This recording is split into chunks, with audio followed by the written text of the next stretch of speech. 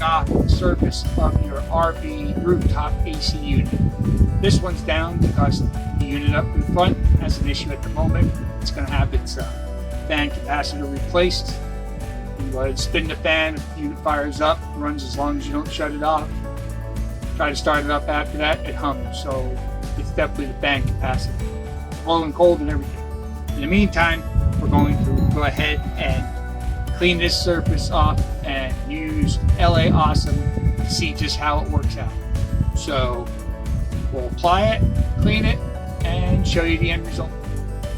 Well, here it is, cleaned off. Seems to have done a really good job. I mean, you saw it before, it was all black across here and stuff of that nature. Like I said, LA Totally Awesome powered cleaner degreaser.